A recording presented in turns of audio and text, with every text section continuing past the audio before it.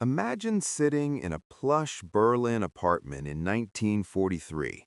The porcelain teacups are delicate, the conversation is sophisticated, and the guests include countesses, high-ranking army officers, and former fashion models. On the surface, it looks like a typical gathering of the social elite, but beneath the polite smiles, these people are plotting the downfall of Adolf Hitler. They're risking the guillotine to save Jews and reclaim the soul of their country. Then, one man enters the room, a charming newcomer. Within weeks, almost everyone at that party will be arrested, tortured, and executed. Who was the spy, and why did he do it?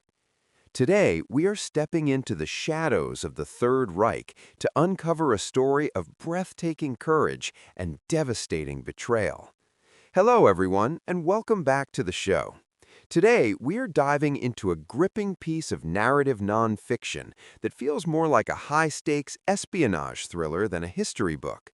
We're discussing The Traitors Circle, The Rebels Against the Nazis, and the Spy Who Betrayed Them by the award-winning journalist and author Jonathan Freedland. If you've read his previous masterpiece, The Escape Artist, you know Friedland has a gift for finding the most extraordinary true stories lost to the cracks of history. By the end of this episode, you're going to understand what it actually felt like to be a rebel in the heart of Nazi Berlin.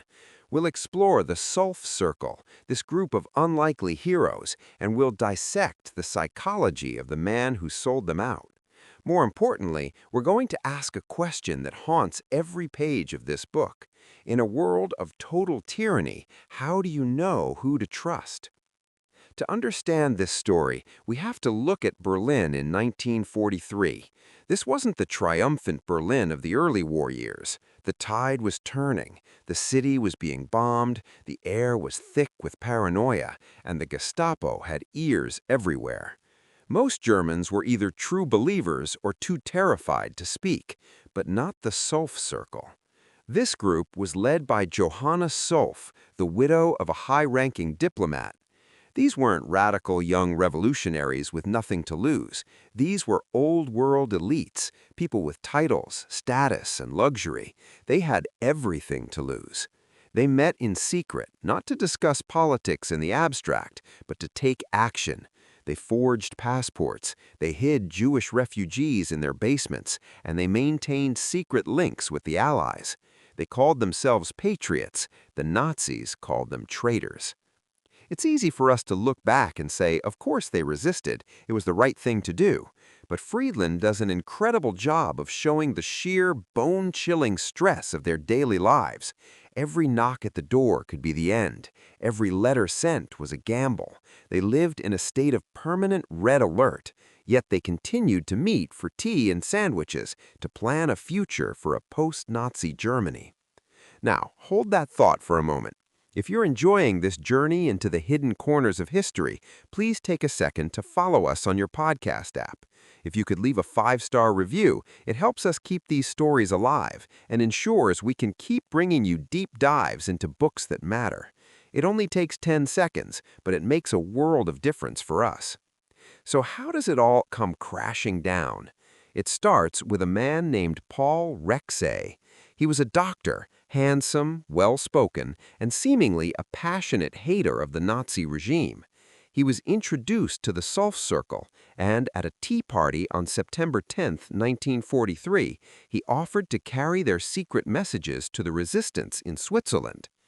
The tragedy is that these seasoned, intelligent people who had evaded the Gestapo for years, wanted so badly to believe there was hope that they let their guard down.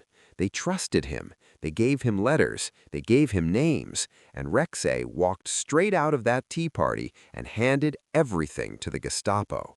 He wasn't just a casual informant, he was a professional agent provocateur. The aftermath was brutal.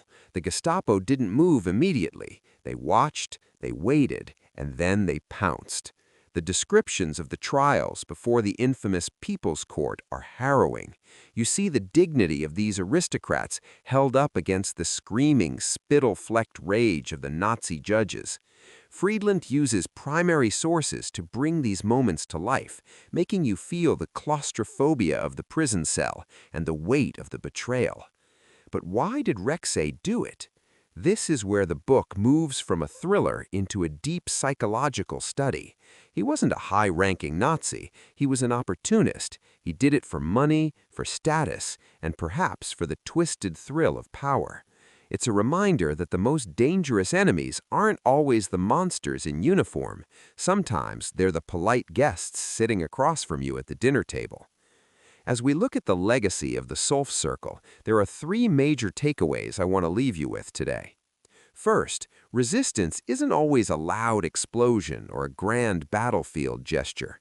Sometimes resistance is as simple as refusing to let your humanity be extinguished. For the Solf Circle, it was the act of treating a Jewish person as a human being when the law told them not to. It was the act of imagining a better world when the world they lived in was on fire. Second, the fragility of trust. In a totalitarian state, the government's greatest weapon isn't the police, it's the destruction of social trust.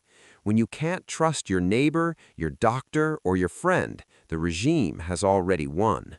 The betrayal of the Solf Circle was a surgical strike against the very idea of human connection.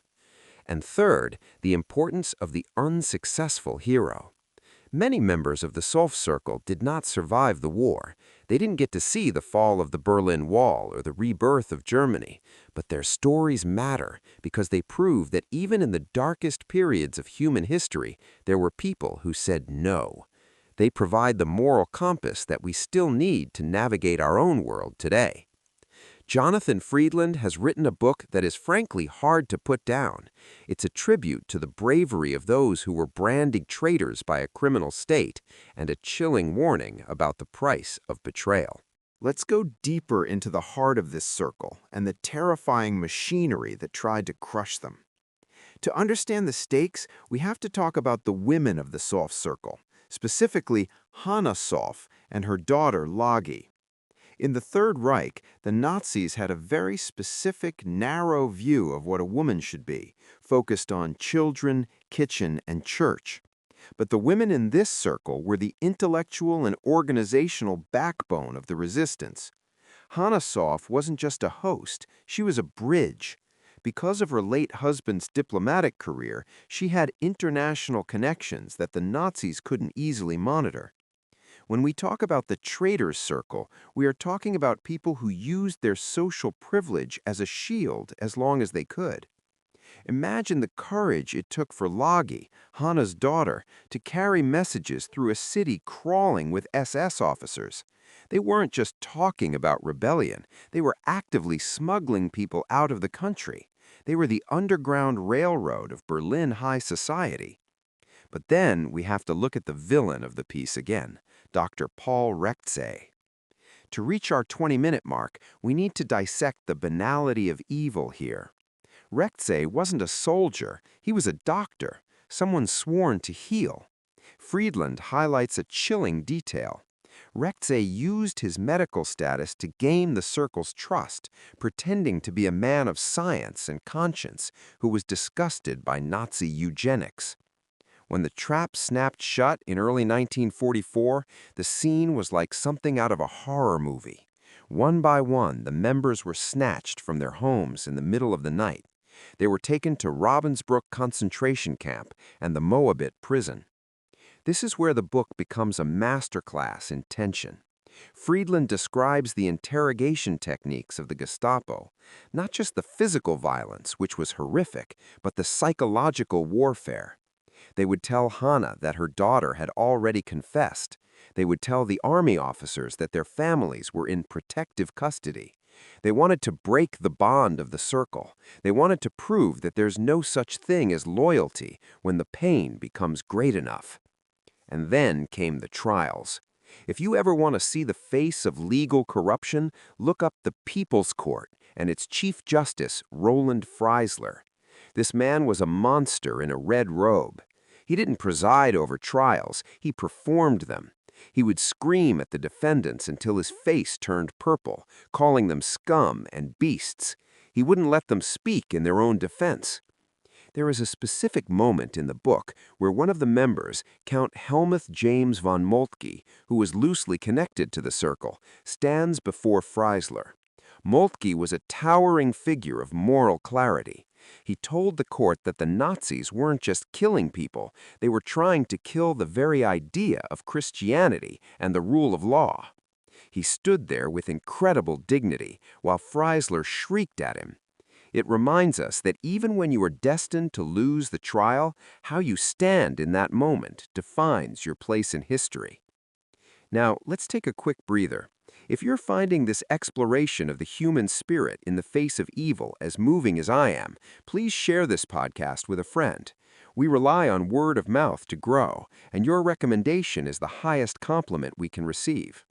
Also, check out our show notes for a link to Jonathan Freedland's book, The Traitors Circle. It's a must-read for any history buff. Back to the darkness of 1944. As the Allied bombs began to level Berlin, the Nazis became even more obsessed with executing the traitors within. It was a scorched earth policy. They knew the war was lost, so they decided to take their enemies with them. The tragedy of the Soft Circle is that many were executed just weeks or even days before the camps were liberated. The timing is heart-wrenching. You see the internal memos of the Nazi officials desperately trying to finish the executions before the Red Army arrived. It wasn't about justice, it was about spite. It was about erasing the evidence that any good Germans ever existed. However, Hanna and Lagisov survived. Their survival is almost a miracle, a combination of bureaucratic errors, the chaos of the final bombings, and the sheer iron will of Hanna herself. After the war, she became a witness to the truth.